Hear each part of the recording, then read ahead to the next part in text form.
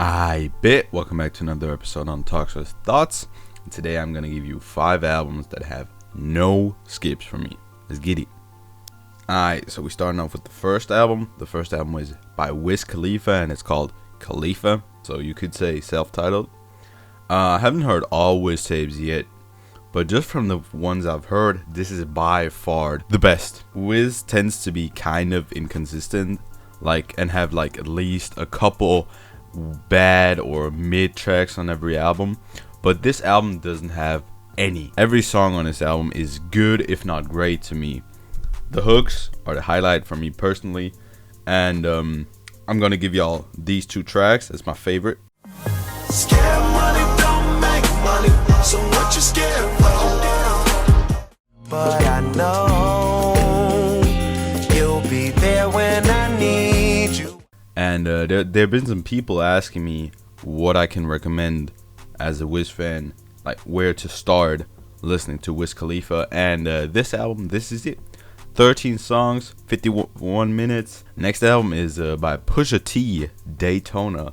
Actually, I talked about this album in my long/deluxe album video a couple weeks ago, and I already said there that this is all killer, no filler for me. It only has 7 tracks, so if it would have skips, those skips would be detrimental to the album, but it doesn't. It doesn't. And also, it's crazy because this is first and only Pusha T album I have ever heard. I love it, but I've never felt the urge to check out any more of his music.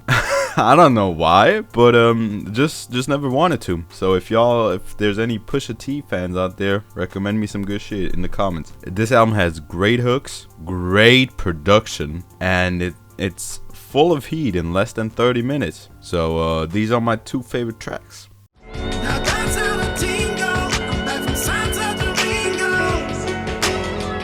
These are the games we play. We are the names they say. This is the drug money your ex nigga claim.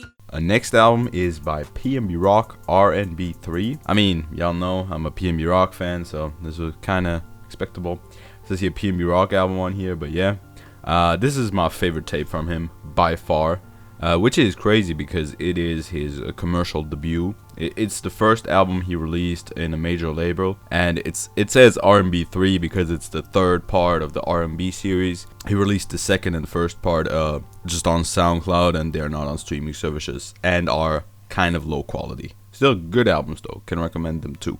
But this album is just crazy to me. It has great raw vocals by PnB, not much auto-tune, if not no auto-tune. That's what I like, because I love his voice, just raw and without any changes made to it. So this is perfect for me. And this has 13 tracks again, but only 40 minutes, and it's still fire. No skips. There's a couple interludes that you might not want to add to your playlist, but they're not skips because they fit the album so well. So because on this album I can't decide for 2 tracks, I'm gonna give y'all 3 tracks. Let's go.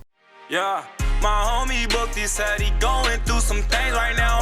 I try to tell him before I go another day. I got something I gotta say. I just wanna know you, I just wanna show you. He don't hold you down. Alright, the next album is a Kid Cudi album, and it's Man on the Moon, The End of Day. And where should I start for this album? It's widely appreciated and loved, and I can see why. I never understood why Cudi was so loved until I got introduced to him by this album. And actually, I love this album so much that literally after the first time listening, I ordered the CD of this album. I ordered this album on a CD instantly. So y'all already know I love this. On Spotify, there's actually 3 different versions of this album with slightly varying track lists, but none of them have any skips to me, so I can say I love all of them. Again, great production. You can see the influence of this album today. It's just a great album. Can only recommend it. Again, I gotta pick 3 tracks because 2 would simply not be enough. So let's listen. I'll be up a bit away, 'cause they gon' judge me. I some issues that nobody can see. And all at the end of the day, my mama told me don't let no one break me. And to the last album, that's the Denzel album, is Imperial. Yes, I pick Imperial and not Taboo. Yes, Imperial is better than Taboo. Yes, Imperial is the best Denzel Curry album, period. Okay?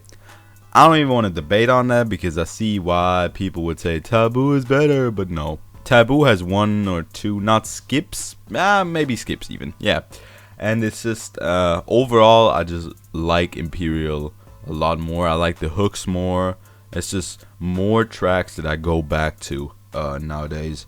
So this has 10 tracks and is filled with bangers. And Denzel's recent releases made me love and appreciate this album even more, not because they were bad, but just because to me they never reached a level even close to Imperial. But yeah, I gotta say, listen to this album if you haven't. It's a great album, probably one of the best of the 2010s. And yeah, these are my two favorite tracks. Let's get it.